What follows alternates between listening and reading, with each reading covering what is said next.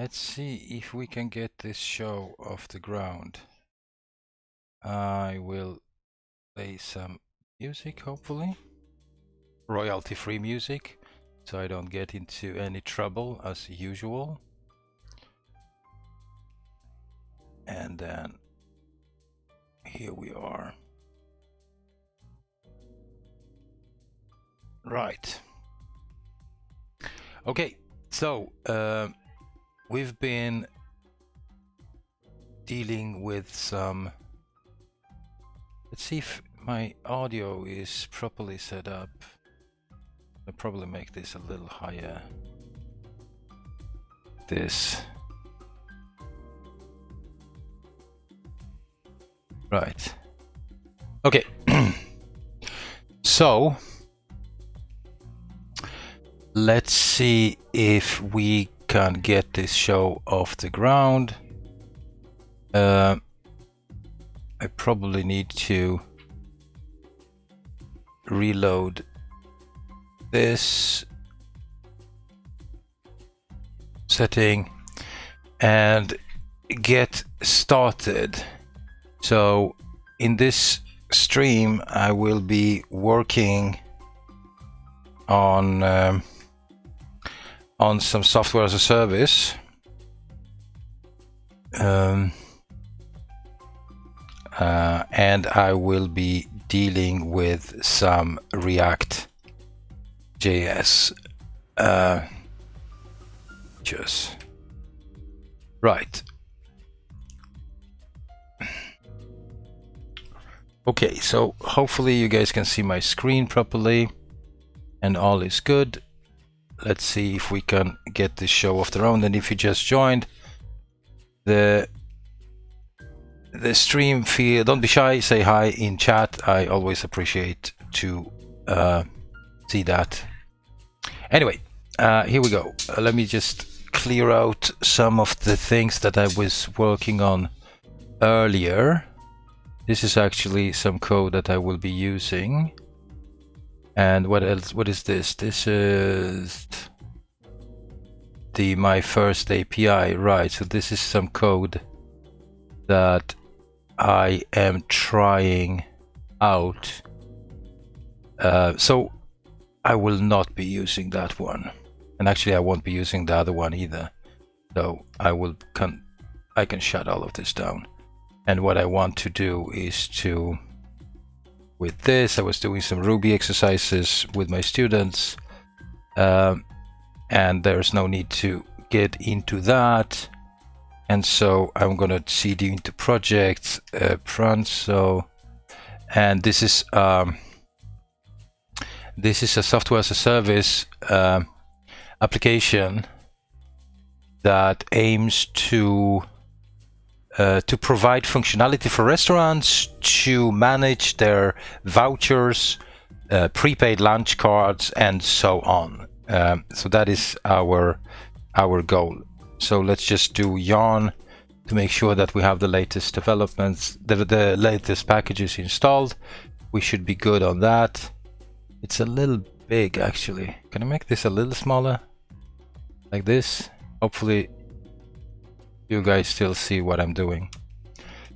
Oh, right. So let's pop this one open in our VS Code. And here we are. Now, the problem that I was facing before was two-folded. I have this Cypress, right? So let's start our tests. I'm trying to get some of the technical debt I accumulated throughout my development process and run some automated tests that will cover my application with tests and make sure that I am actually doing what I am supposed to do in that application. Let me just put my hat on. I feel more comfortable using this one like this. Right. So let's see if we can get Cypress up and running. I can open up a terminal here, and I can do yarn Cypress. And that starts up the local server. And it pops up a new browser for me. And this is the browser window that was being opened. This is the application itself. Deployed, well, it is actually deployed, but this one is running on my local host, and it's running on port 3001.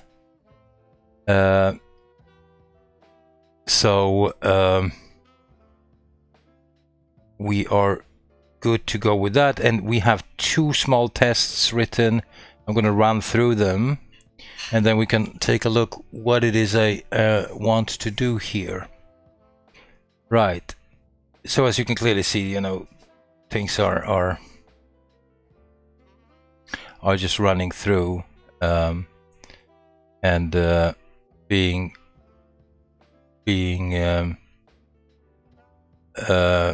so Cypress basically uses the application as a user would. Right. Cypress. Testing with CypressIO. Okay, so we have a validate voucher function here. Let me just make this a little bigger, perhaps. We have a validate voucher with a valid code is expected to display a message. And are we displaying a message? Right, this is a valid transfer card with a value of 15 servings. And there is another test saying that it should display a message on usage history and balance, and we are filling this in with a valid code, and we are getting you have used up 9 servings and have 6 servings left. Okay, and then we have the third test is expected to display table of dates when voucher was consumed, and we have some expectations here that we display a table, and then we check for every value in every table. Okay. And for those of you who would like to see what it looks like, it looks something like this. Cypress integrations test. You can check values. Right, so this is the code that executes those particular tests and checks for whatever we are supposed to check for. And then you wonder, how do I get this data? Well, I get this data from fixtures, because what I'm doing is that if my application actually makes a call to an external resource, then I am not making that call, but rather stub it out. Right, I stub it out. I will make sure that I inform my students that I am doing this live now. So let's see, how do I do that? I do this like this.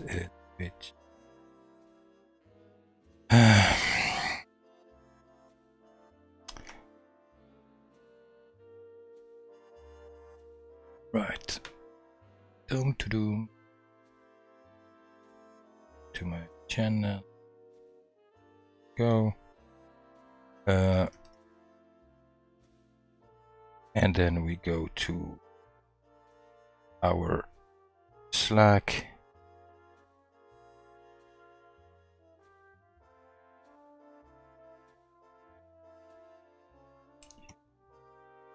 Okay. I just got a support question. from one of my students at Craft Academy that I wanted to respond to. And I'm working on my SaaS project.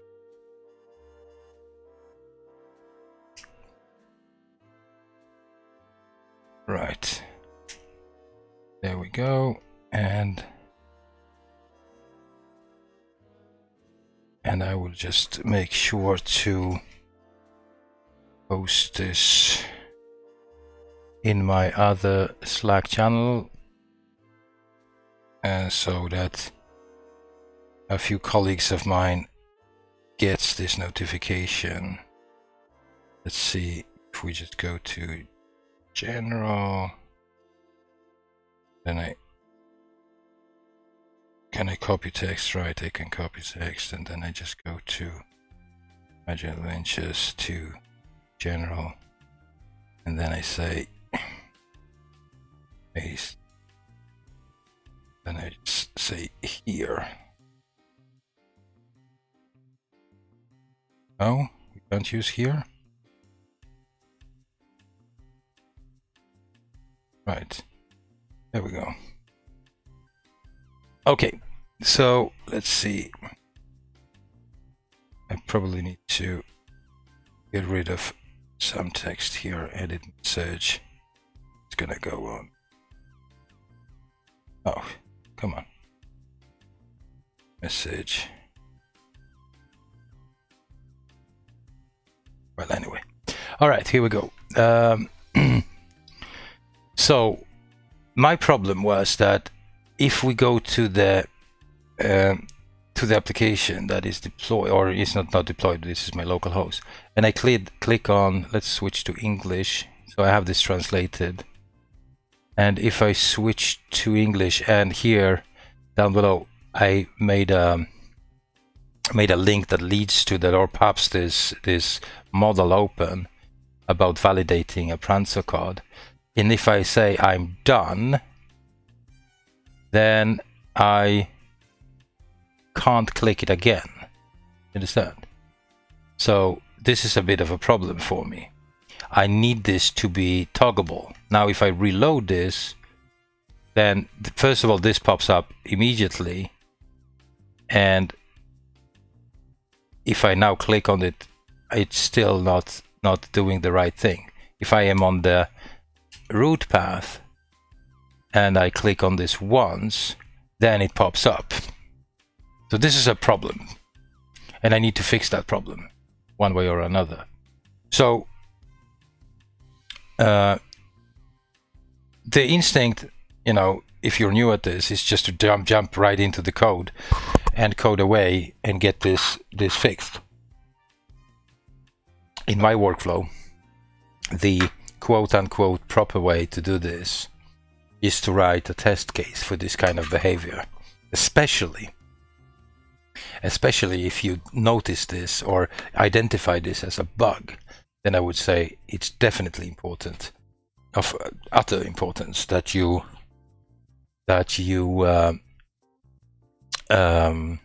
treat this as a bug, and not just code away. So let's write a test. So we can say something like that the user can toggle the visibility of validation model. So this could be placed in a totally separate feature file, which I am inclined to do, or it could be part of this user can check value of voucher feature. But I will actually do this in a separate feature file, because it calls for at least a few tests to be written, I guess. I might change my mind later on, but anyway. What I will do, however, is that I will reuse a little bit of the code that I've already written, especially the interception, the Cypress intercept function that intercepts any calls to the API and replaces them with a valid voucher response JSON file. Although I'm not quite sure I'm going to have to use it. But anyway, let's get started. Let's just create a new file, and we can say user can toggle visibility of validation model. User can toggle visibility of validation model. There we go. And then I'm going to say .feature.js. And you might wonder, or you might not wonder, but you might wonder, why on earth does he give his test files such a long names? And why would he use camel case? And that question is not totally irrelevant. If you do wonder that, just give me a thumbs up in the chat and then I can explain that to you. But for now, let's just stick with it. Right, so I'm going to add the main wrapper around my test. That's going to be a describe block. And I have some fantastic extensions written here, so I should be able to see add a describe block like this. Right. I don't know if you guys, perhaps you guys are asking me questions. I don't know. I don't think so, but let's just try that. Right.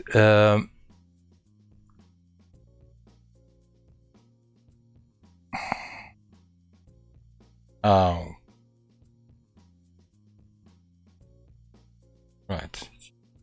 Oh, the chat is empty. Good stuff. All right.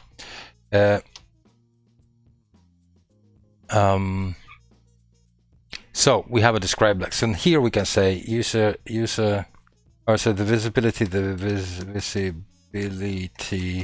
of validation model toggled. I will probably rewrite this later, but I will go ahead and add a before each block. Before each, no? Before, why aren't you adding? There we go. Before each.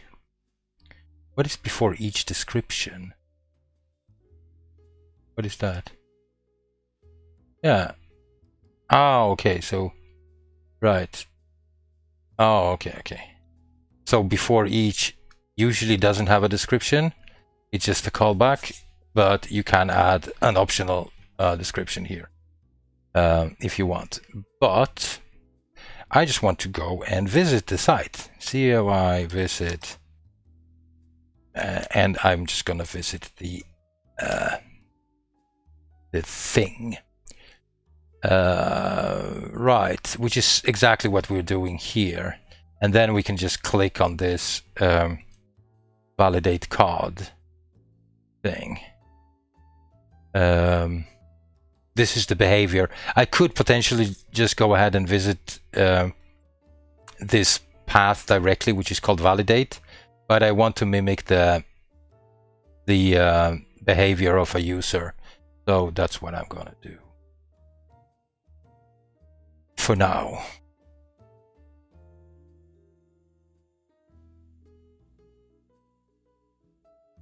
Mess around with the camera. Anyway, let's see if we can run this. So let's just make this a full screen, and then we're just gonna back out of this and just run toggle visibility of validation model. see if we can get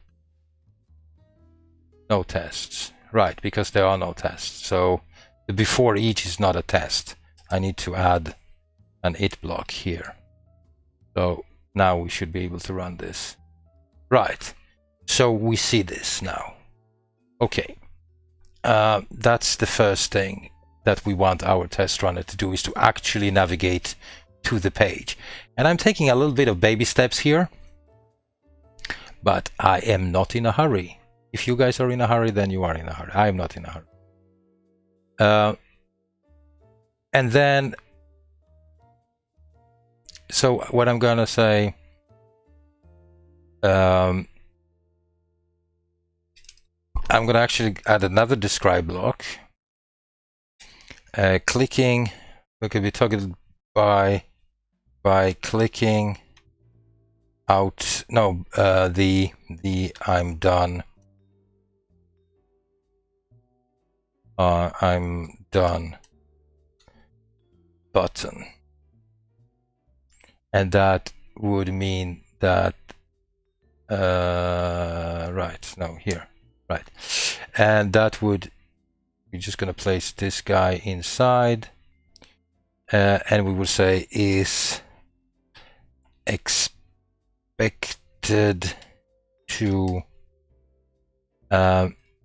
clicking the I'm done button is expected to hide the model. Right, so that is actually doable. That's actually doable. So I'm going to, so we're already clicking this, right? So what I can do is I can add a before block here, and then I can say ci.get, and here we will getting the model itself, and so I can say as model, and I need to figure out how we can fix, find this guy. So I can just right click on this and inspect this thing. I can turn this off. I can inspect this thing here, and it would be a UI model transition. So we have this style. There are no specific attributes here that could help me to identify this guy the way I like to identify elements. We could always use classes, but what I want to do is to say voucher validation here, and we have a model here. So I could say data dash cy equal validation model cy, Thomas, cy. No, come on. There we go. And now if I reload this, we can see that this one has a data cy attribute. So I can use that. What is this doing here? I can turn this off. Right. So here in my user can toggle, I could say something like hard brackets data cy equal validation model. Right. So let's see if that works. Yeah, that won't work because this is a before block. So I'm just going to say before each. So before blocks, they take precedence over before each. So we don't want to use them unless necessary. Right.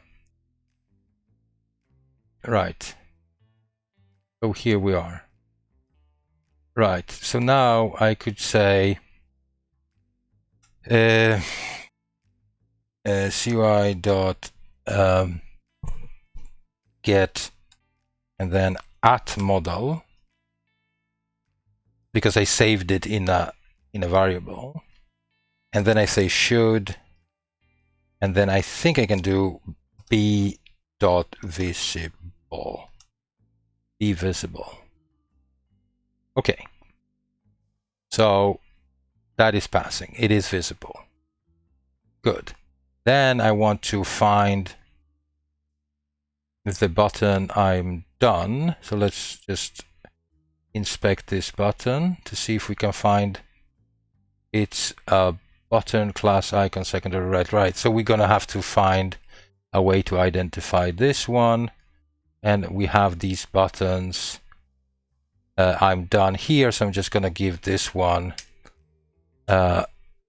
data cy equals code validation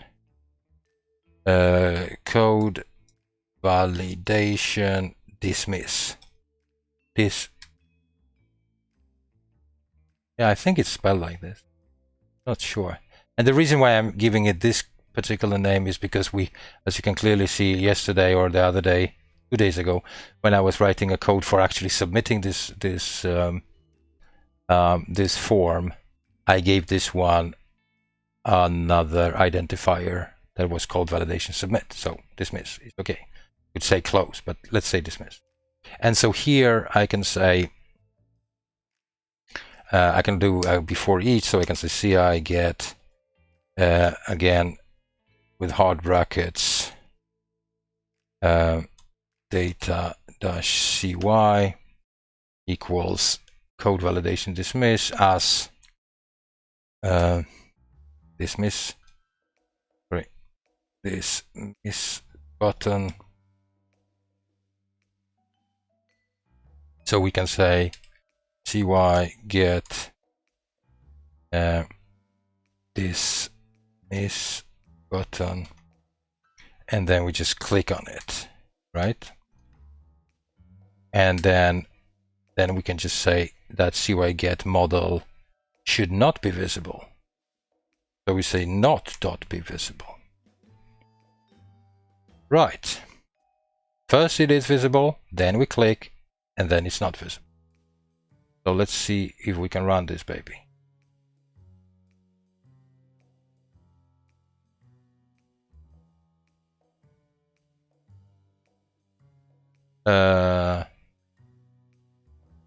What? Did we miss something?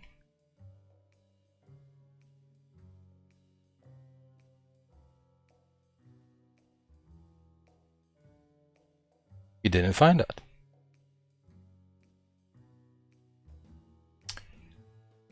He did not find that one. Why not? So if I look for it here. Oh, of course. Oh, Thomas, you need an @ sign. @ sign. Okay. So see if that works. No?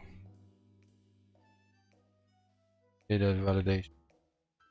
Not to be visible. Expected to find element. Yeah, because he never found one. Okay, so it is not visible because he doesn't find one. So we can say not exist. Should not exist. Can we say that? Yes, we can say that. So which means that we should probably say exist here. It's a different kind of matcher, because existing and not existing is different than visible, because you can exist but not be visible. So it's a different thing. So I'm not really on board with mixing those two, but it is what it is, right? It is what it is. So we don't have to worry about that, I guess. And I think, oh, Lucas promised to join. So if Lucas is here, say hi. Remember, say hi. Right.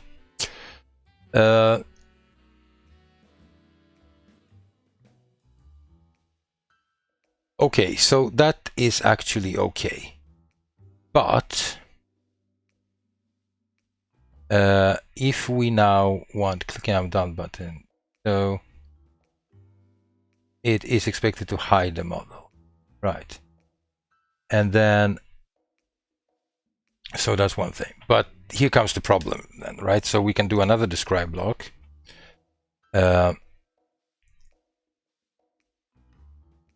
And we can say clicking, hiding the model and clicking the control, well, what is it called in English? Because we probably want to use it. Check your card, clicking the check your card button, and then we say is expected to show model again.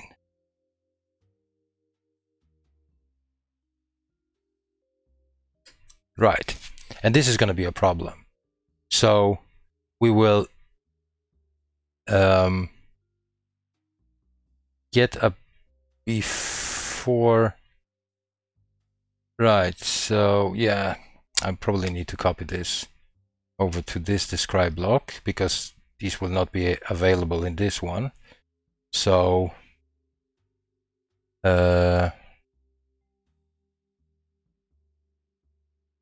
that's needed. Hello, Battle Manly. That's a fantastic handle. Is that manly as in manly, like male power? Really? Battle Manly. Okay, cool. This is my only account. Okay. Okay. Well, but yeah, it's a good enough handle as any. Especially given that we just celebrated the International Women's Day, so that's the manly account here. And the call for battle, I love it. Anyway, let's move on. It is expected to show model again. All right, so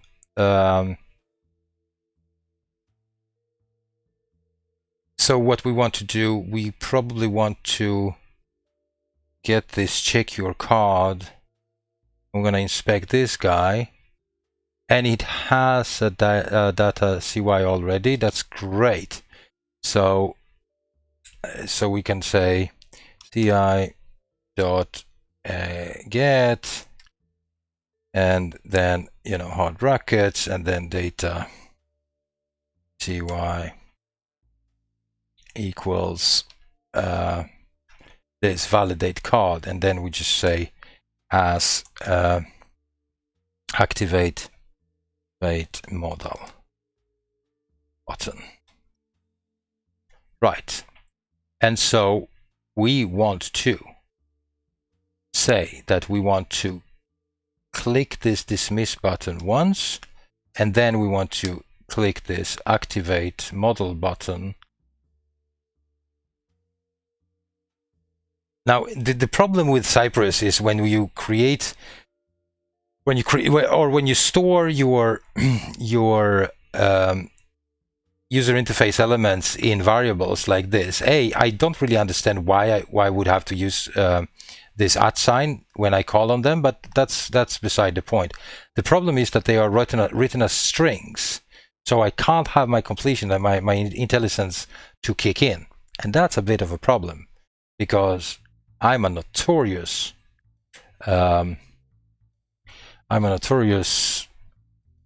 typo maker. Yes, I do typos. That's what I do in life. And thanks for the follow, by the way. Battle Manly. I appreciate that a lot. And so then I just, I should just say that this model should exist. And this is the one that will fail for us. So if I just do only on this one and run these tests, this is not visible. So here comes our our need for a fix. We need to fix this. Expected to find element but never found it. Okay, so how do we do that? First of all, right. If I have time, I can show you a trick, because my browser is set to Swedish. So if you look at the test runner's language, default language, we are actually using Swedish out of the box, but I can actually stub this out to fool my test runner that I am running a browser that is using English. And but one thing at a time. Let's fix this. Let's fix this first. You know what we set out to do. Okay, so that particular validate card model or button is displayed on general content. This is the button, and that button do something. It's a link to validate. Okay, it's a link to validate to that path. Right.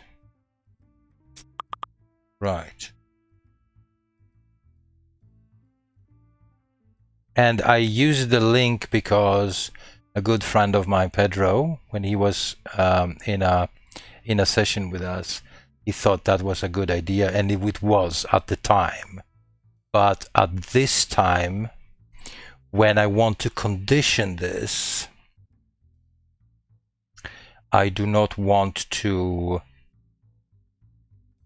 use a link. Actually, this is going to be a bit complicated to fix, because I want this link to exist if this is actually not on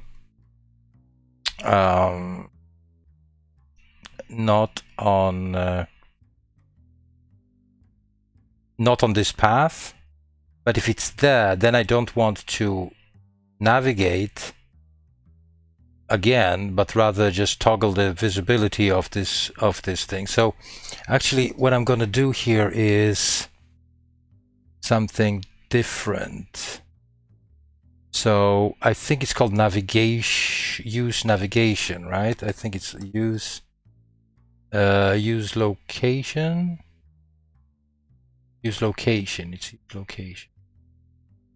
Right, and then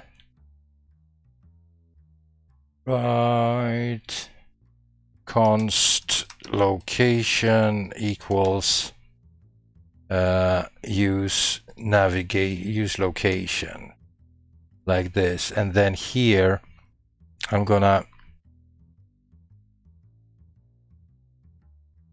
actually not delete, but just comment out these things, this wrapper around the button that actually navigates. And I will say on click equals and then insert some JavaScript and just a function, and then location navigate.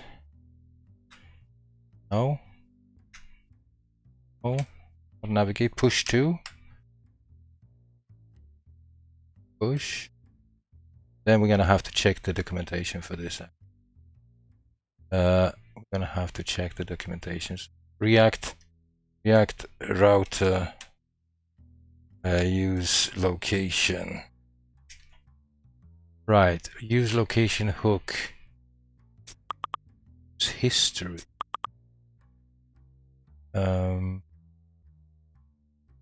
Right. Send. Okay. Or is it called use? No, it's use history. Oh. It's the use history hook and not location. well, okay. So I'm just gonna, yeah. So anyway, we're just gonna say history, and then we're just gonna say use history, right? Use history, and then we're gonna go down here and say history. And was it push, or what was it? Yeah, push. Push. Right. The date. So it is history like an array, which means that I can then go back and forward in that. The push method is, pushing stuff into an array. Anyway, so we're gonna do that. That doesn't fix our problem, but it gives us a chance to fix the problem. Let's this, and let's run this again. Right, it does not fix our problem yet, but here I can have a conditional instead, right? So here I could say something like, instead of doing this, I could say display model like this, and then I'm gonna just add this const display model like this equals function. It's not, doesn't have to be asynchronous, and then I'm just gonna paste this, right? So this should work again. Right. Oh shoots, this is gonna be a bit too much of a hassle. Is this right? So we are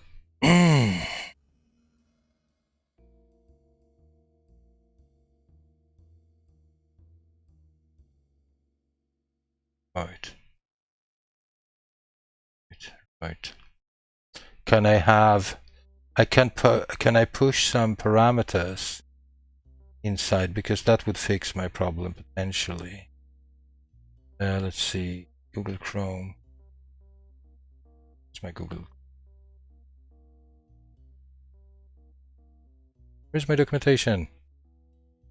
I just saw this. Where's my documentation? There it is. Right. Can I push some parameters?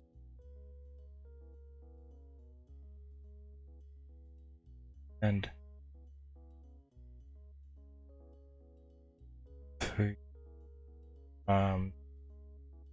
I don't.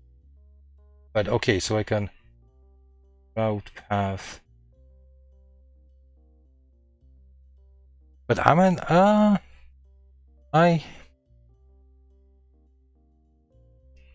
yeah, I could go, I could go back inside the models on close. But is that yeah, let's see what the model this voucher display looks like. Voucher display. Is this is the one? So had no, that's not this. Right, dismiss content on click set open false. Set open false.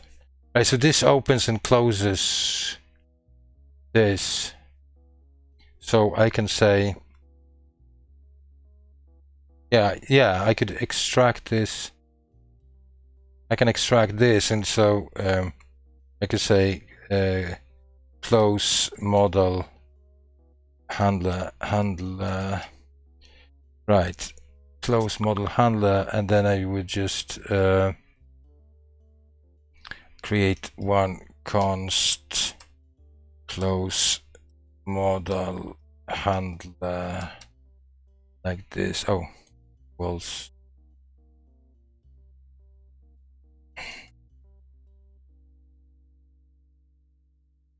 And then I just do this, set open, and then I could go back in history here. Right, so we could copy this. But we're using params. What are we using params? I think I'm making a mess out of this now.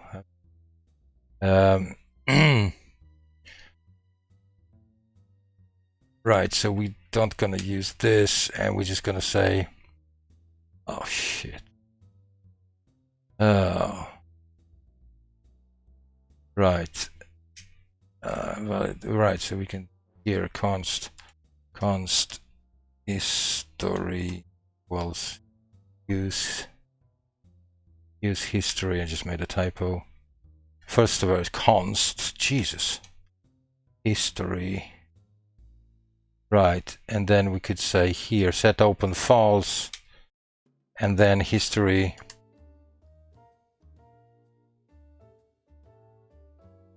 on close attribute. It's a semantic UI model, so not sure if it has that. Let's try this first. Could be on close, right? We're gonna take a look at this, and then we just basically go back, right? Because we close this and we go back. Line 35.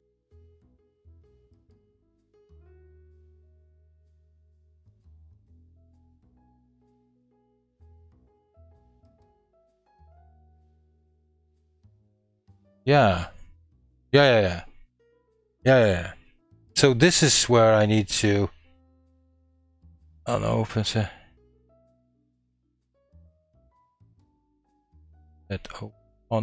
Open. Right. So, but then I don't really need this actually. If I have this solution, then I don't need those, either the open or close. I probably need to settle for at least one of those solutions. Let's see. Let's run the tests now.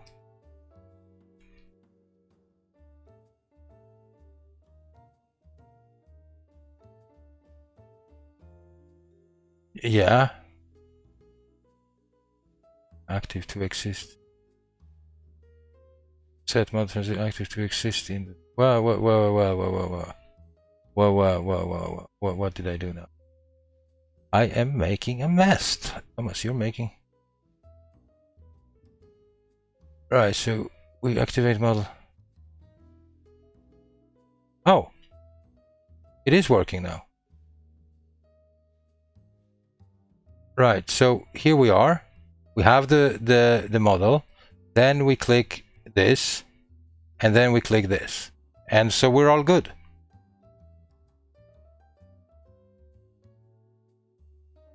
Yeah, we're good. All right. Damn, I was just surprised with it. So let's see if we can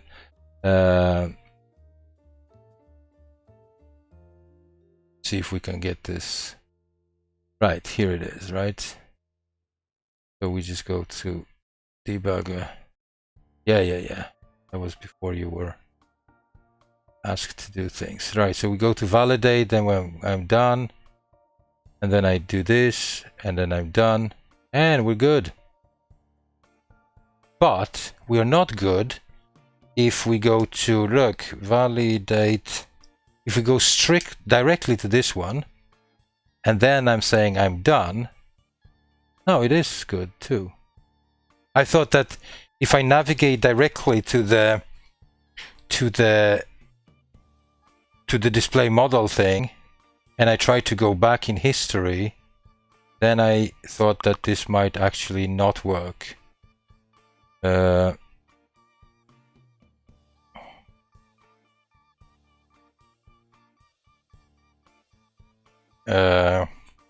Right, so one of my students, Kyunyin, just got herself a job. I had a call with her future employer today. They asked me for references, and I've been working with this girl for 3 months during the boot camp, and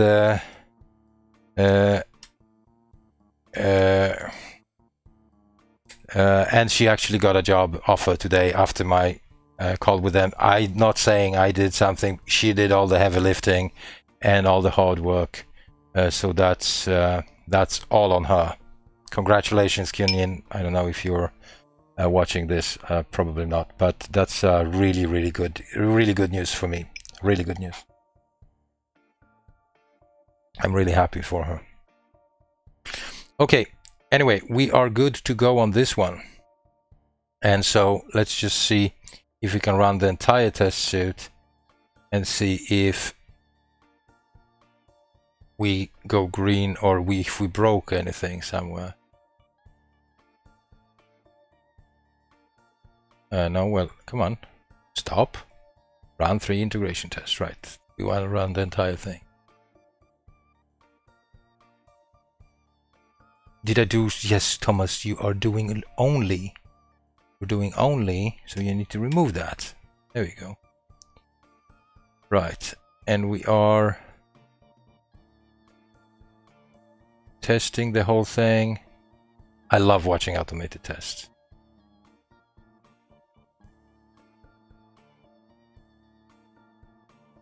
That's when the on close will kick in. You're totally right. So the question is, what happens if you click the button and then click out from the model without clicking I'm done? That's definite. That's when the on close comes in. That's when on close comes in. We're actually going to write a test for that. So we can see it fail with this solution. Very good point.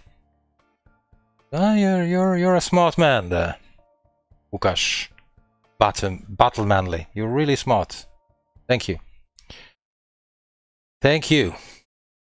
So we need to just say, what sort of an emoji is that? What? Is that like a, what is that? Is that like a worm? Well, looks a bit spooky. Or is that like a, I no clue. Well, I don't know what, but it looks in love with me. I'm gonna have nightmares about this one tonight. Yeah, I'm gonna have nightmares about that guy too. No, I'm kidding. Right, so we need to get this thing off the ground. Let me just see if I can do that. Is command? Oh, not command. Option. Right, I can make this a little bit. Actually, now that I have people chatting with, so I guess, right.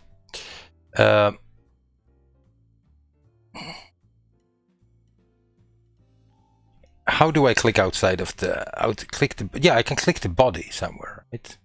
Or do I have to say YX coordinates? I don't know, to be honest.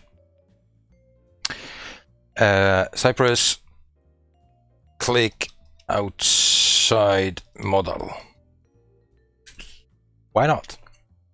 I can't be the only one who has ever faced this problem.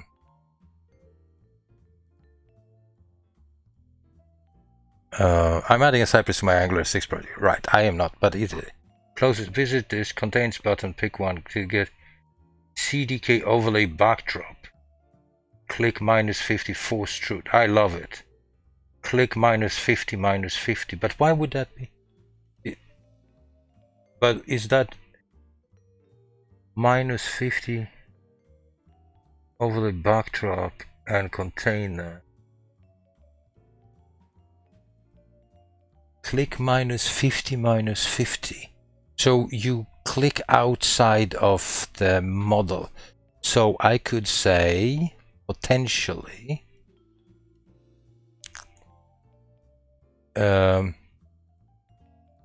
right. So I could look, I can do this describe, and I'm just gonna move this it block here. I am apparently a great fan of describe blocks. I'm gonna fix this describes later. Describe, and then I can basically copy this entire thing and add this one.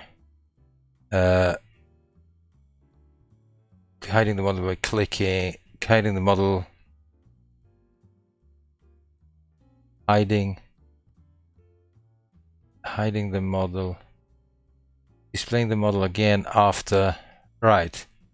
So I can X this and get this in, hiding the model after, no, toggling,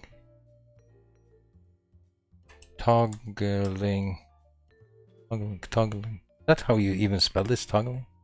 Toggling, oh well, the model after, by, and then clicking the check your call.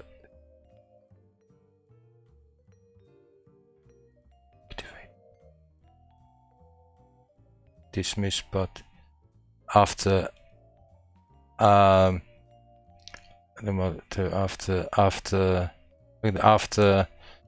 no displaying mod no shit this displaying model, displaying the model after closing it.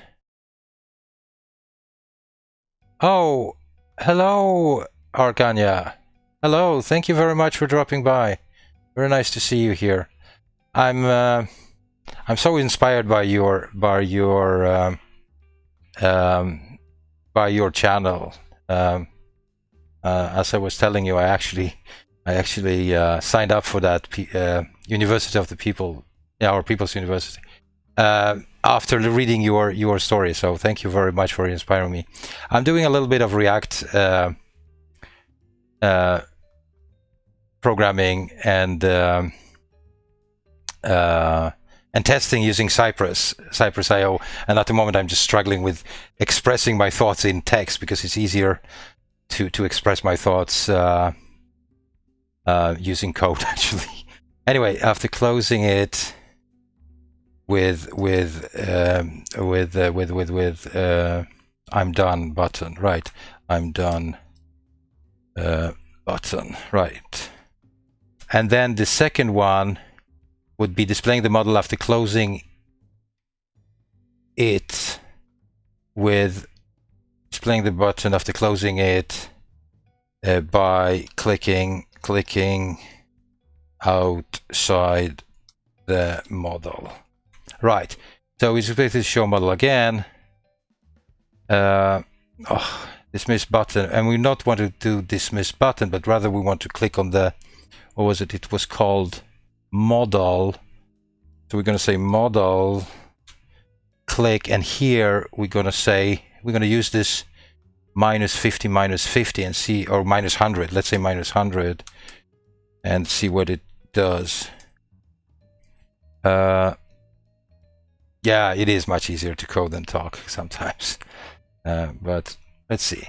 So let's just put dot only on this one, because this is the only test I actually want to run at this stage.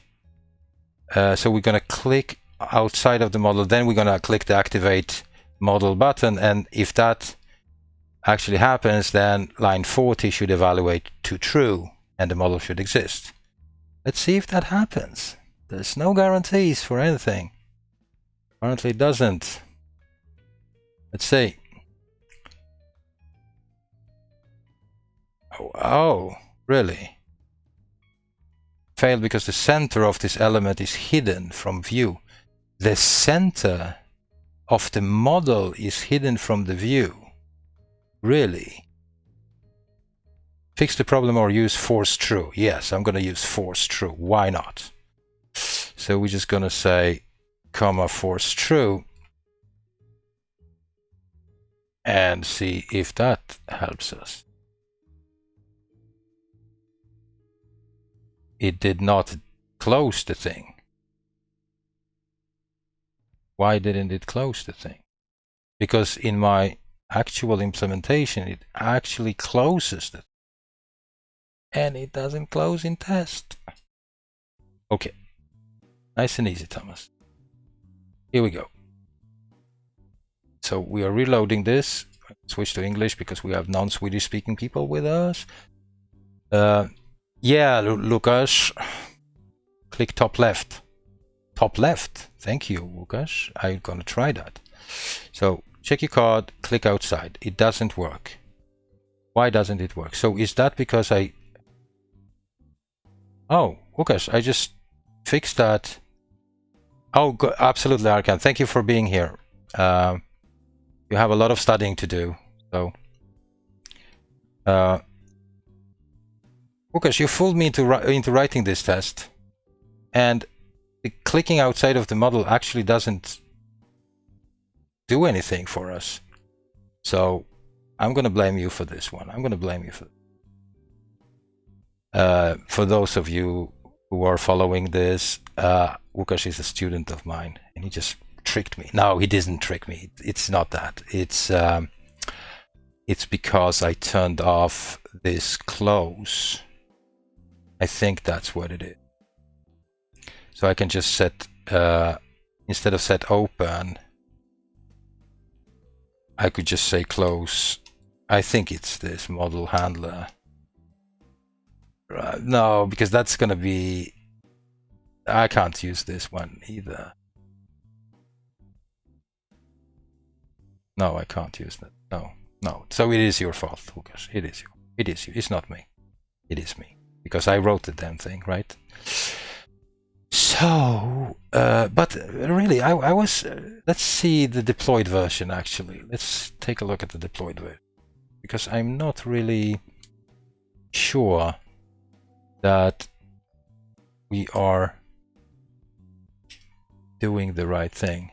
Yeah, exactly. On the deployed version, this is exactly the behavior that we were testing for. So no, you were right, actually. You were totally right. Hey, Anya, if you did you ever get a chance to check out this site? I know you're really busy, but I sent you a link to this online community called Agile Ventures. I just come to think of it. I don't know if you're still around, but this community here is pretty interesting. One of your followers asked something in chat about where he or she, I don't remember whether it's a woman or a boy, could find some open source projects. And quite often, a lot of open source projects are very tech heavy. But here on Agile Ventures, what they do is that they reach out to charities and some non-profit organizations, and they work on projects for them free of charge. I was part of setting this up back in the days. So there are quite a few things going on. So if you ever get a chance to check this out, please do. It's pretty interesting, in my opinion. Anyway, I wonder what is the difference between this version that is deployed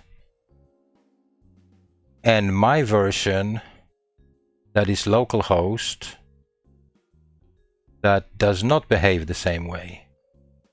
Not sure. Actually. So we need to check it out on GitHub. We need to check it out on GitHub. GitHub, Craft Academy Labs. And we're going to go to Paranzo. And we're going to check this thing out.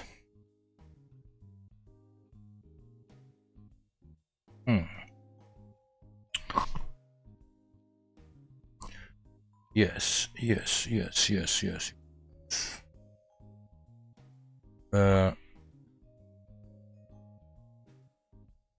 Right. Let's have a look. Content. Voucher validation. And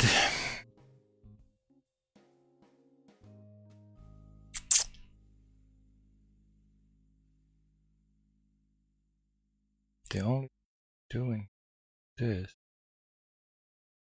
although a protocol, why would this happen? Why would this happen? Secondary label validate form. There's no difference here. I do not understand why this is not behaving the same way here that it does on the deployed version.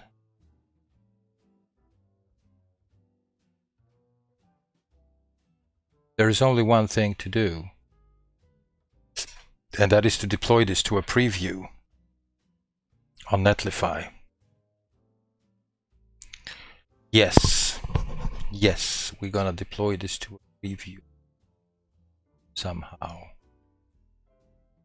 Right, so let's just go over here and we're gonna do git status.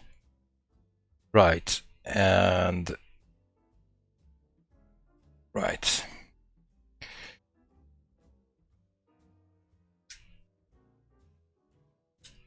Right, git CIAN.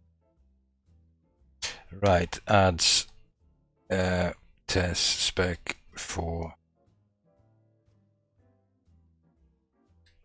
toggling, or is it called toggling or toggling? I don't know. Toggling visibility of model.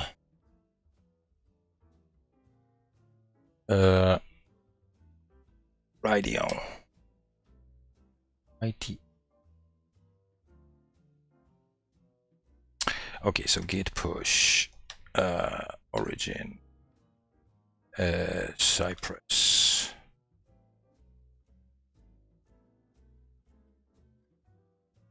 Okie-dokie. So if I go to Netlify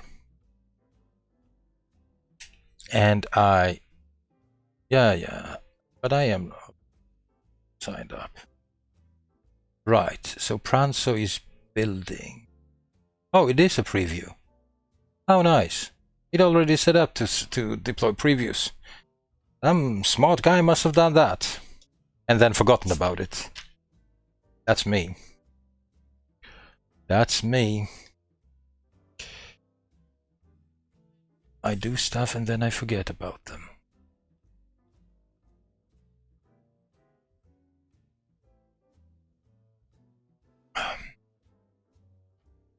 So what's the status of the build?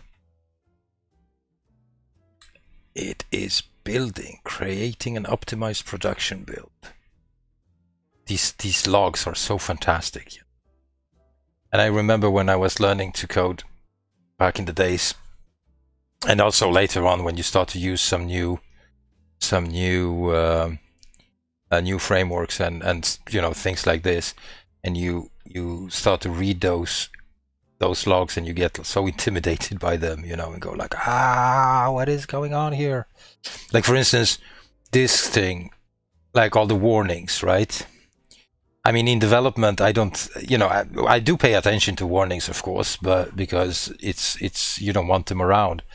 But you know, you always clean this stuff up before you go to production.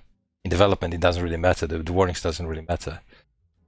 But I remember first time around, I was like, I saw warnings and I go into panic mode. Well, what's going on? But again, warnings are just warnings. But to be able to read logs and actually understand what's going on is quite the feeling. Preview deploy. So we get this weird URL.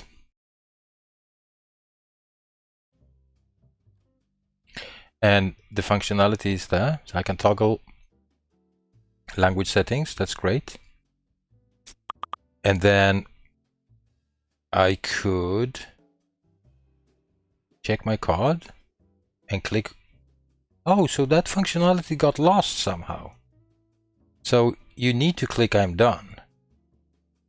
So there was no diff, so they must have, I'm a bit puzzled by this, to be honest.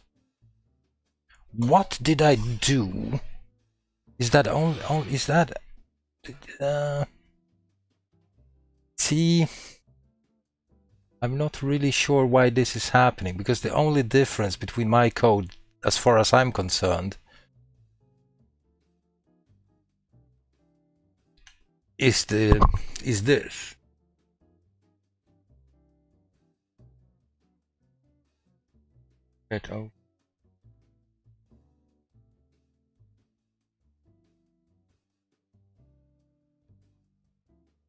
I don't mind that functionality. See, I'm not a great fan of this, that you can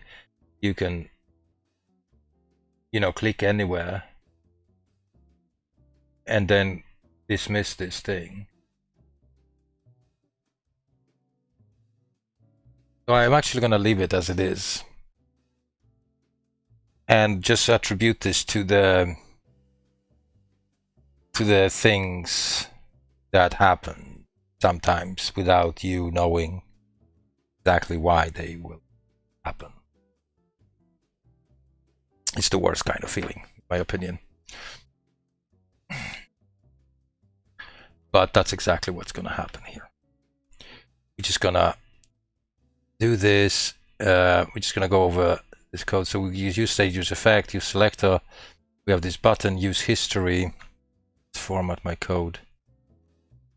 And we are including the voucher from services, and we are doing voucher validate here. Open set open. Right. So am I using set open anywhere? Yes, set open false. I'm using it here. Right.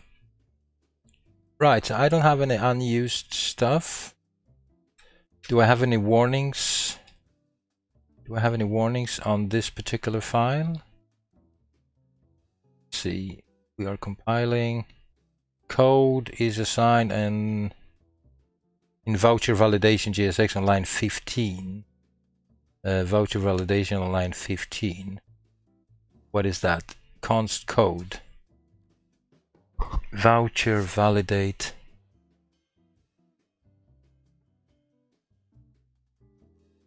Default. Why would I call it default code? I don't need this return altogether. It doesn't matter. I apparently don't need this either for any purposes. 2 months ago I thought I needed this. Today I don't think I need it. Interesting.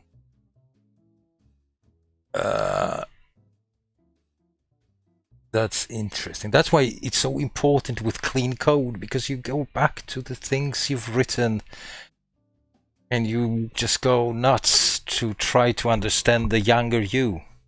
A lot of things are happening in 2 months. You get 2 months older, and you write a lot of other code, and then you go back to your old stuff, and then you go nuts because you can't really understand the F happened. So we're gonna go, but why would I call this default code? Default code, use state code. State code. Why don't I just, I'm passing in code, voucher validate.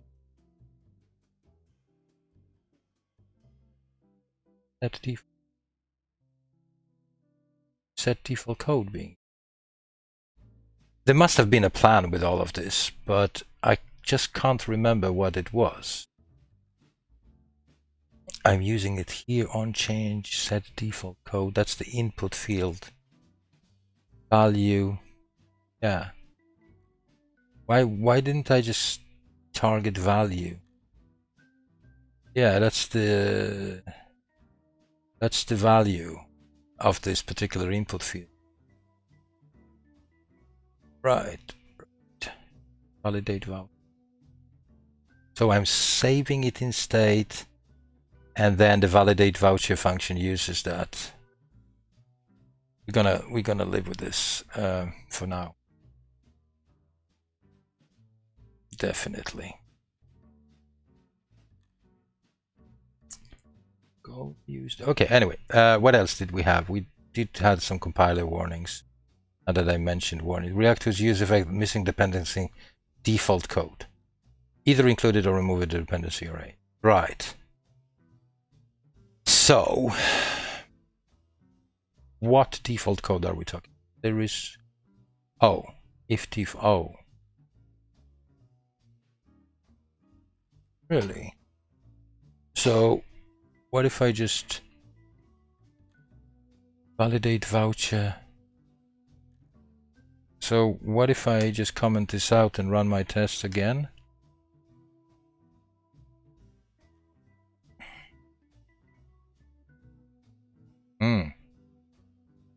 Now it does not work. So this one is actually doing something for me, though. Let's see.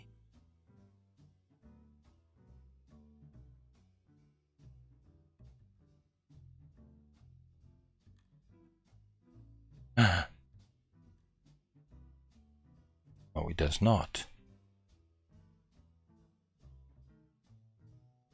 What's going on?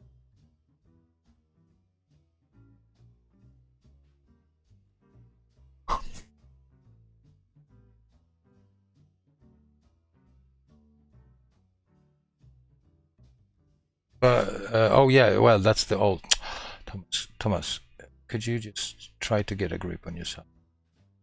We're gonna remove this. You don't need that. Łukasz fooled you. You fell for it.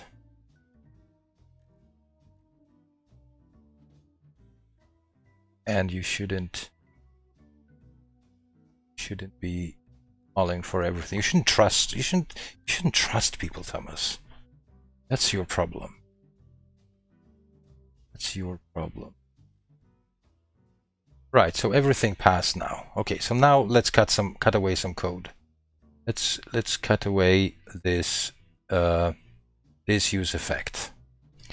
Let's see what's going on if we probably don't need to. Let's just run this dot only. Can we do that? Yeah, we can. And it looks like we're going green on this one, which means that for whatever reason, back in the days, ages ago, when I was a young programmer, 2 months ago, and you know, young is a relative, age is just a number. Age is just 2 months ago, for some reason, I was under the impression that we needed all of this. Like, there's a use effect here as well. Why would that be? We don't need that. State loading. Oh, well, actually, we do need that one later on. Right. We're going to do stuff. You're right. So I'm just going to add a note to myself, display loader, display loader. Just going to format this as to do. Right. Loader. Right, but here is the thingy. I don't need this one. But then again, so I can cut away this, and then let's see if we comment this guy out. I don't need this guy either, as far as I'm concerned. Now that we have everything under control. Right, good.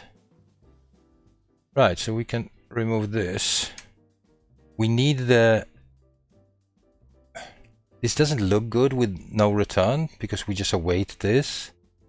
But the thing is that, do I really have to do an await on this? I think so, but I'm not sure. See if we can run this without an await.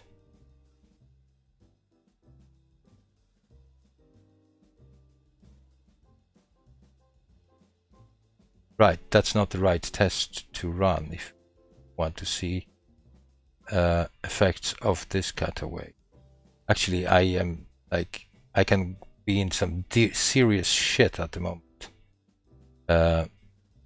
because I think I was running the wrong test.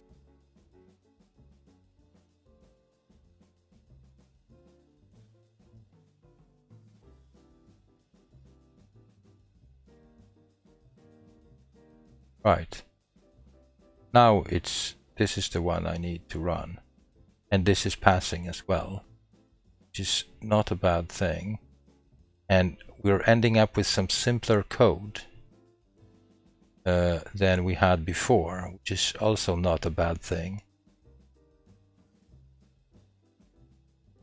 Right.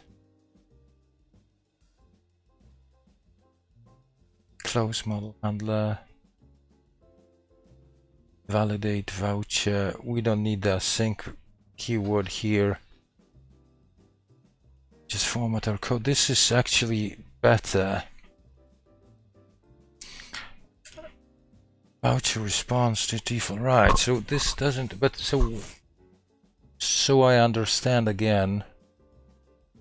The services, the voucher that is an asynchronous function. We're making a call using Axios from NetWin. What is this? This is right.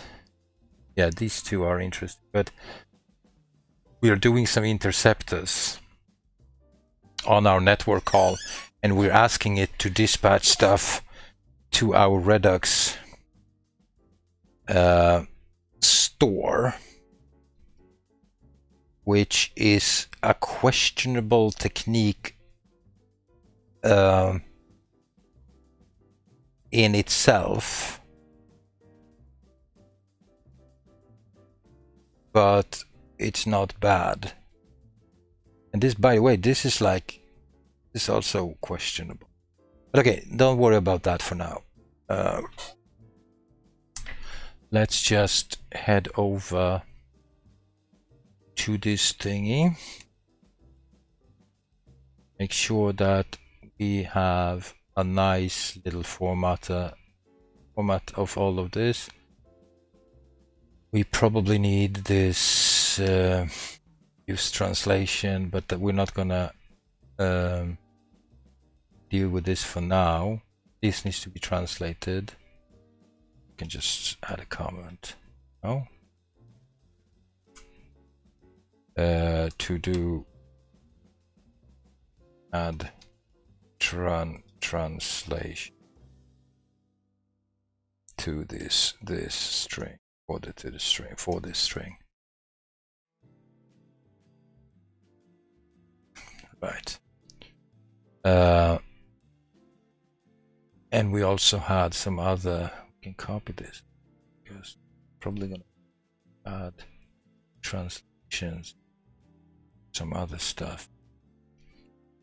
Let's keep things neat and tidy. Right, so that is, but then here in the voucher display, so did we have any use effect on voucher validation line 1? What? Effect is right, we removed all the use effects, so we can actually remove the import. And we don't seem to have any other warnings at this point. Yeah, we're good. All right. So it's time to make a push. And I am not done with, repaying my technical debt yet, which was one of the goals with this particular branch. But I am pretty much done with what I set out to do.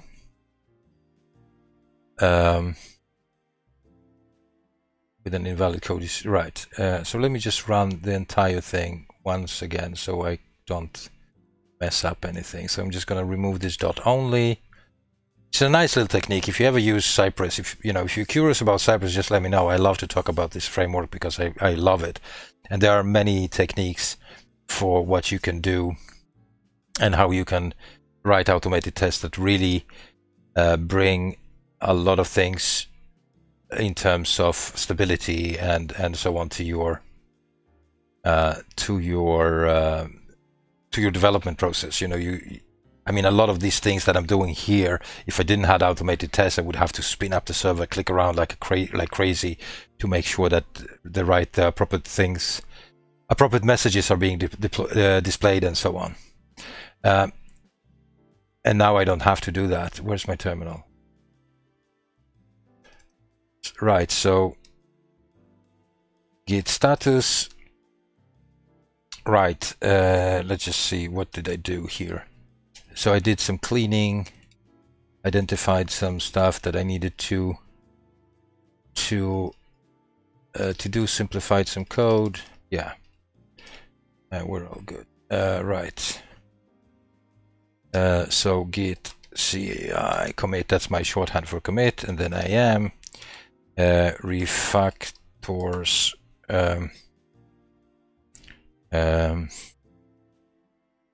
code in Voucher. In Voucher what? Voucher validation and Voucher display. Why am I doing? Why? Voucher validation and Voucher display. Some Spring cleaning of code. Removes spec foolishly added despite better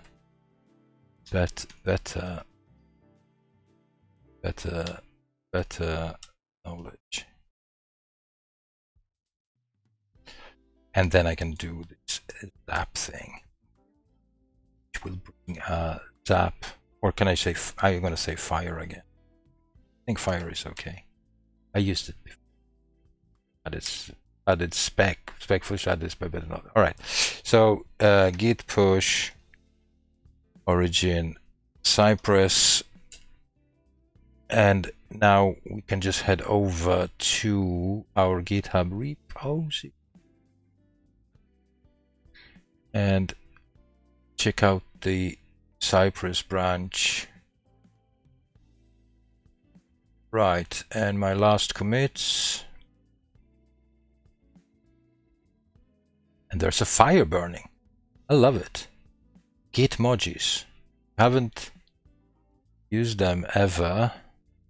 Then Git emojis is the place to be. Definitely. So use that. That's definitely the place to be. I usually just use zap and fire because I keep forgetting the other ones. But yeah. No, I'm kidding. But right. So we can now take a look at the pull request, and this is the work in progress thing. And I'm actually gonna just remove the work in progress tag here, or in the title, and I'm gonna do just edit this one, adds Cypress and specs our feature specs. Oh god. For some basic surety of app. Not at all finished in a way, because we why I really don't understand these kind of mistakes. But anyway, so I have some issues with my MacBook Pro. It really sucks in terms of my keyboard really sucks. big time. So we changed 21 files. That's a massive PR. And I usually propagate for small PRs, well-scoped PRs. Good thing that Lucas is not watching the stream anymore, because he would give me shit for this. But we have the fixtures. We have user can check value of voucher spec. Could probably benefit from some formatting here, but okay.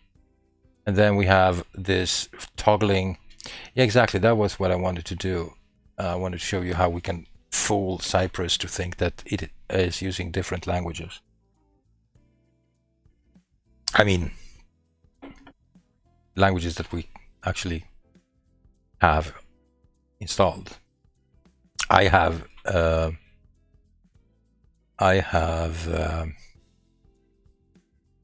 Swedish and English on my computer. So I don't know if you guys can see this, but my lava lamp, yeah, there it is, started to come alive. Shoots. No, you don't want to show the lava lamp? Thank you very much for that. There it is. There it is. It's been around a few years, so I need a new one. I don't know where to find them though. Probably order them online somewhere. Anyway, module exports on config, right? These are just comments. This is scaffolded code that came in when I installed Cypress. I did it on this PR. Then we just added these scripts here. Good. Right, these are the dependencies for testing. It's pretty straightforward to set up, really. You should definitely do it. And then we are adding. Oh yeah, that's why we have so many amended files, because we this was just weird. Where the fuck did this come from? Right.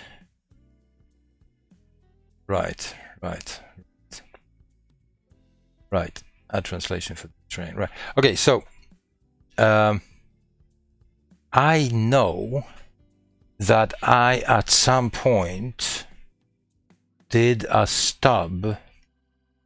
I stubbed out language settings in a previous project of mine, or at least I showed it to some students, but the memory is failing me.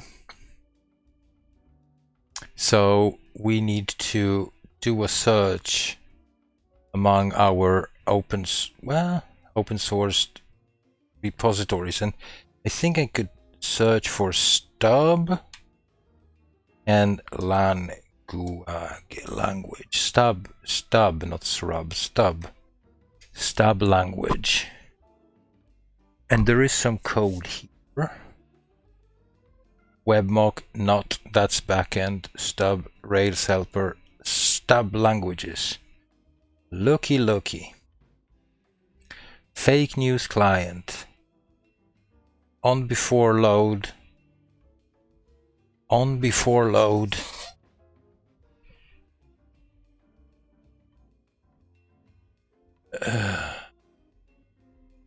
On before load. This is it, right? Stub languages JS. This is Cypress support. This is exactly where we used it. But why would that be on support? Stub languages. Really? Stub define win navigated language value. Object defined property. Languages 0, language 1. On before load. Yeah, that's before we load the Cypress window. But why would I use define property?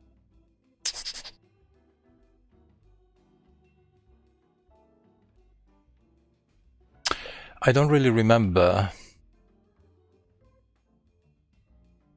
And who is to blame for this? I didn't write this. This is Clarissa wrote this. Next student of mine. 16 months ago. Right, where's my kind of this? Perhaps because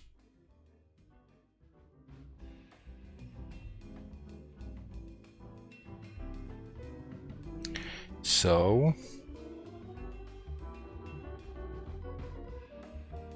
some smooth jazz would make me probably a little calmer, especially when I just don't know. So can we do on where how do we use this tab language? Can we use the tab language? It's repository. Right, so you just pass. Oh, okay. So you just say stab languages and then SVSE. Right. Fine property. Yeah. Because there is always gonna be, like if we take a look at this now, WinNavigator language and languages. Yeah, there are two objects on the window navigator. So if we take a look at this one, for instance, window navigator.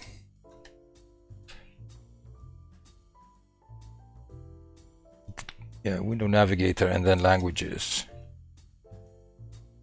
And language is, in my case, Swedish SE, and then if I do languages, that is what happens.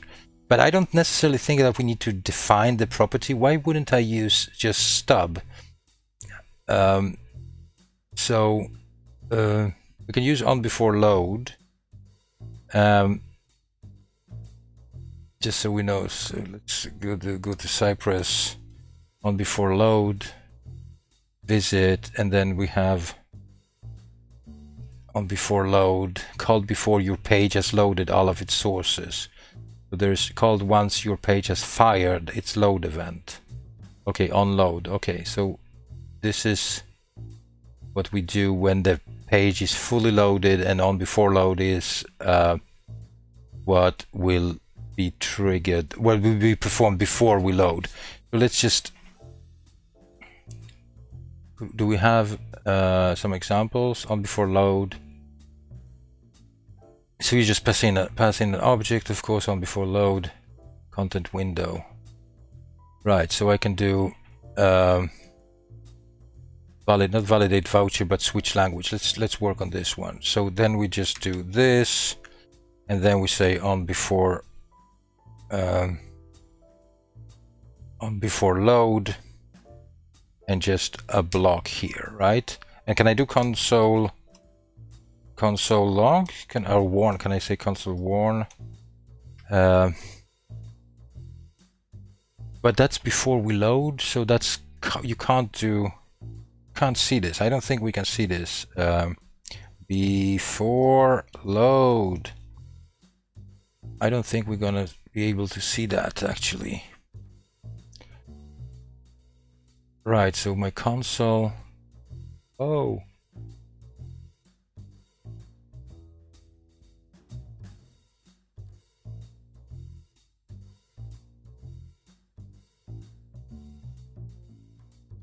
That's a lot of red text, a lot of warnings. We're gonna deal with this later. Anyway, we can't see this, but anyway, we don't have to see this on before load. And then let's just take a look at stubbing, because we could use the solution that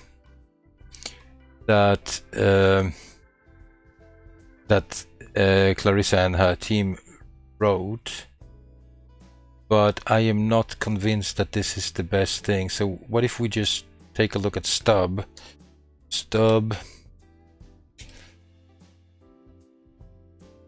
spice and click. So let's do sign on. Yeah, we're using sign on. That's good. So right as this, I said stub object method returns full. So I can say ci stub window navigator dot language returns en, for instance. Right, let's try that. So ci dot stub, and then we're going to say window on before load window. Well, we're gonna ask this actually take a so window dot navigator and then comma, and then for some reason I need to pass this in as a string. No, language language, and then we just say returns, and then we say an array, and we say just say English. Right. Let's see if that has any effect. Could you use a check? Right. So we just want to use this one. User can switch. So I just want to see. I just want to run this one only. Right, for now. Right, but this didn't do anything for us because it's still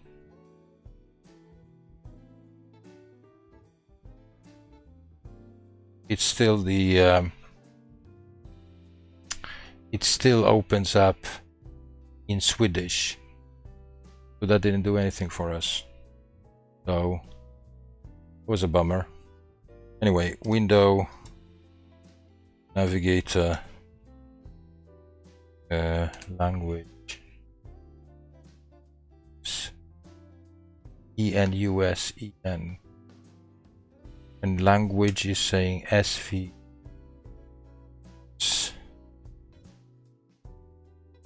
Let's just return this. Returns.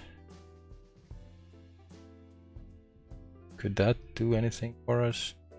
No. So, you know, let's use their solution first to see if we can even value language. So on before load win the object defined property. Let's just do this first. Come on. Right, so let's comment this guy out, and then we're just gonna copy this, and we're gonna say language ENUS instead of the one that we are passing in, and that's gonna be window in the navigator on before load window. Right. But perhaps that is simply not enough. Perhaps we need to do the second one as well, like the one they did here, language 0, language 1. So I'm just gonna do this as well, and then I'm just gonna pass this array in all together. Oh no, that's exactly language.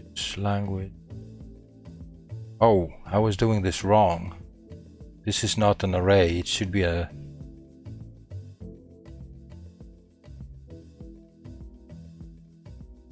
win. Well, of course win is not defined. So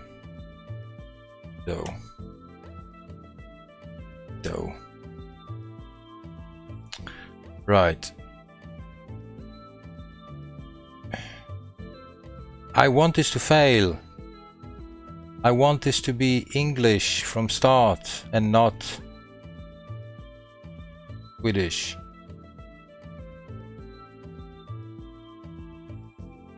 This is not what I wanted.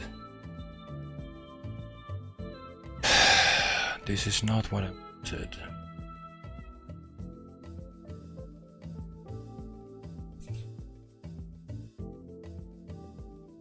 I want to stop this out. I really need to be able to stop this out. Anyway, so we're gonna open this. Why am I getting an error? Oh, I commented out a little too much. There we go. Right, so let's just move this baby up and open this one up and say languages, and then we're just gonna copy this and gonna do this returns, and then say not as an array but like this. Right, window navigator languages. And we're still not doing it. This is not happening. And why is this? Like,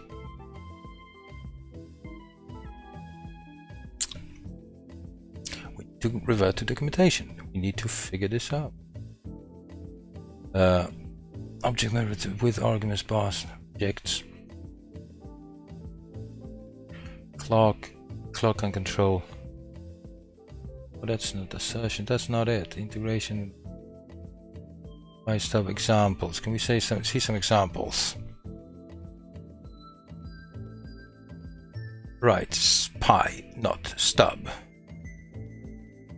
Object to be called. That's not at all what I want. Call through. You want non-match calls to get the real method, of course. With our except to sign on match string return side. This is that's not what I'm looking for. I don't want to check whether the method has been called. No, that's not what I want. That's not what I want. I need this, and I'm running over time now because I should have stopped at top of the hour, but I will not yield.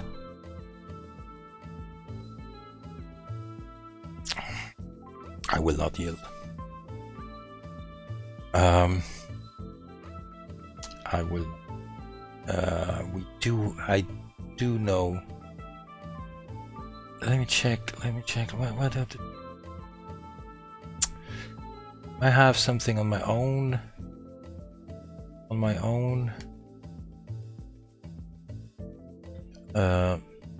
Count. I know that I've used this before successfully. I'm doing something wrong apparently. So let's just say, stub and language. No, nothing here. Well, thank you very much.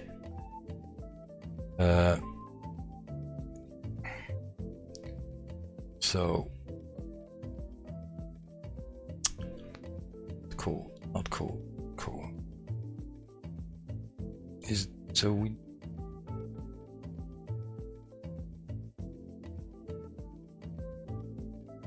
discussions issue.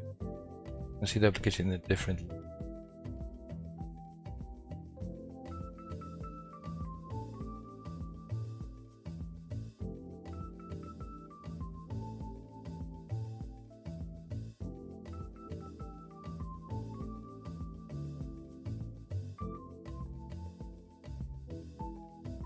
Okay, so there must be something else in my application that does this. Let's check. Yeah, there must be. I think I know what it is. In my initial state. Oh my god. Oh my god.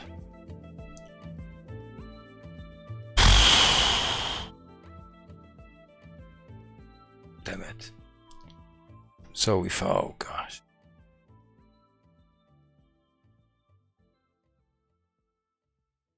Yes, of course.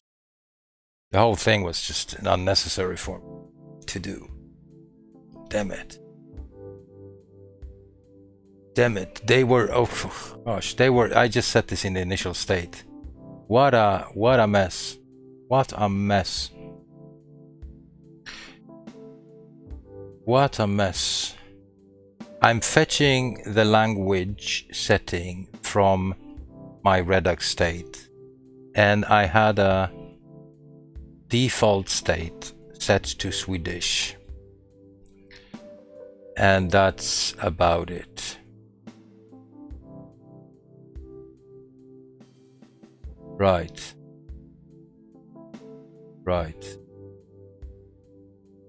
What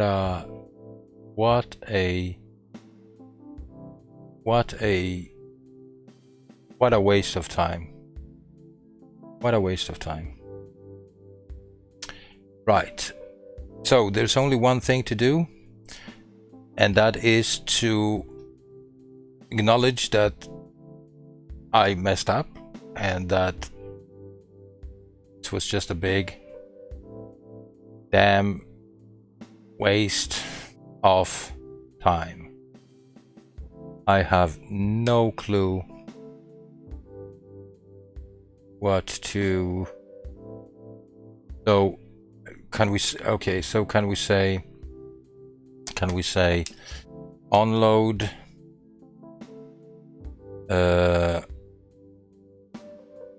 win? Can we say window? Can we say window here? And then I don't even have to do window, perhaps. Can I just say, yes, I do have to say window. Window. And then I just say console log or warn. Console warn, and then window navigator languages. I just want to output this in my console. Hopefully that works. Let's see if we just... Right. Right. So now he is actually setting this, but now I have no clue whether this is mine or not mine. It is not mine because I only set these two to these two. So this stub clearly is not doing anything for us, because I should be able to use, say, Spanish, for instance, and that should be returned, but it isn't, because only that is. So I really need to. So Cypress. Oh, stub and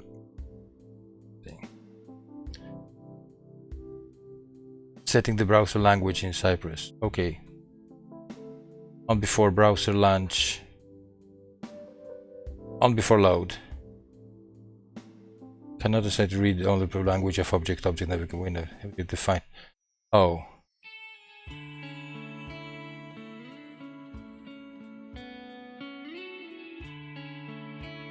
But why can't you stub it?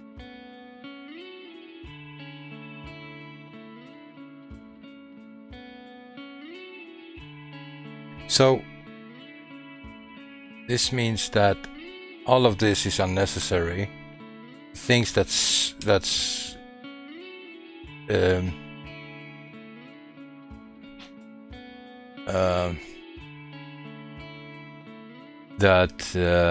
sign on, which is a stubbing and spice and all of that stuff, right? A library for that brings to the table. It's included in Cypress.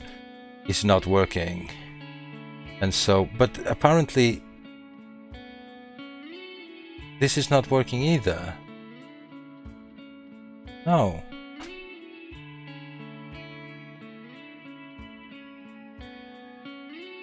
So to be honest, I just don't know.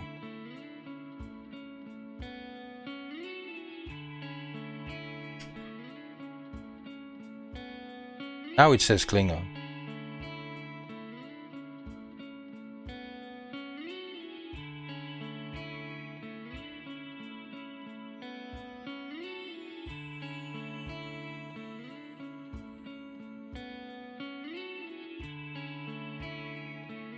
So what if we do languages and then we say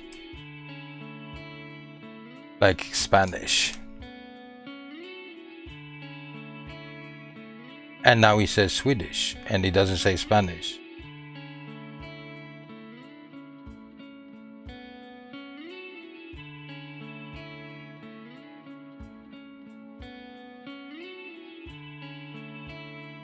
This is damn nonsense.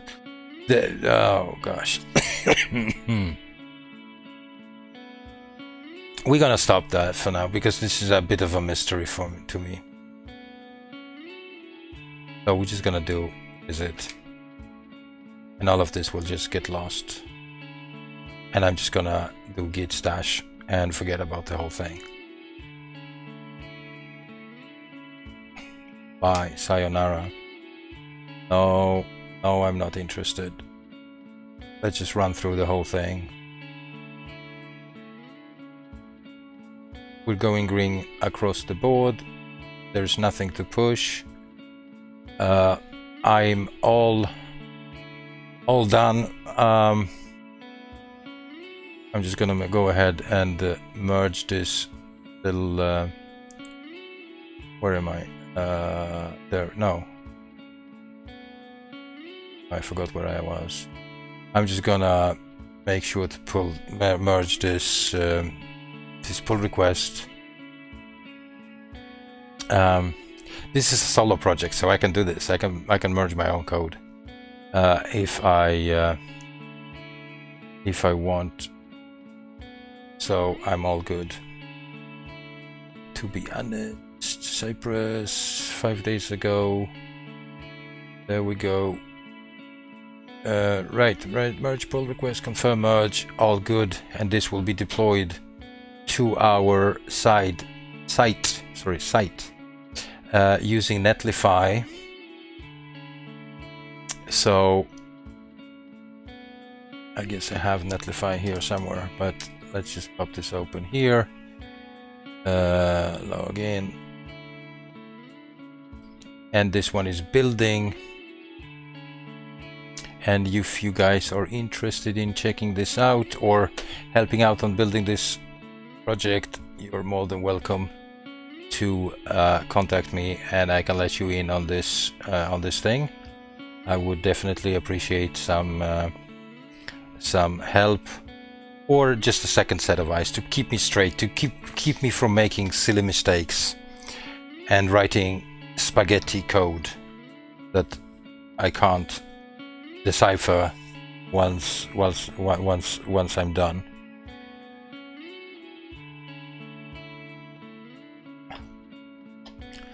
So yeah, that's where we are at this point. Building fresh packages. Should be good on deploying this thingy in a minute or two. And I will just make sure that we get some stuff.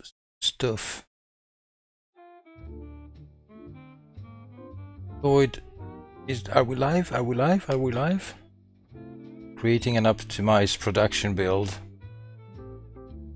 This one is actually deployed on a free tier on Netlify, so I can't ask for too much. I am paying for some other deploys, but this one is actually a freebie. There's no such thing as a free lunch.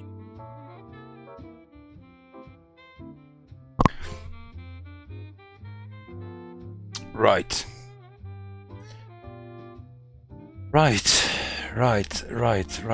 Do I have a camera? Yeah. Okay. I think that I'm pretty much done for today. And Anya, thank you very much for popping in. Łukasz, thank you very much for popping in.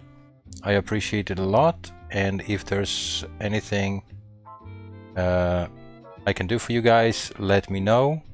And I'll be back according to my schedule. I think I have something planned for tomorrow, where I will continue to do this.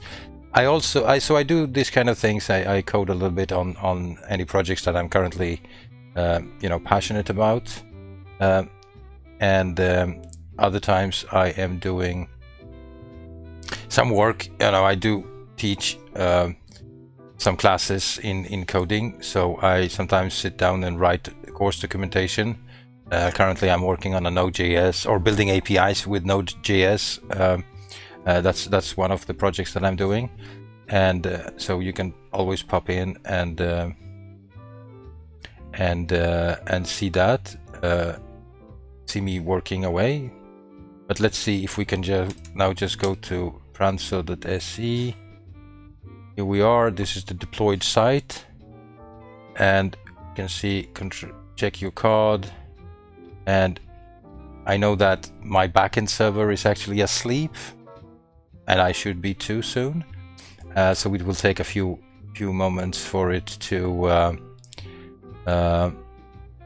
to pop out.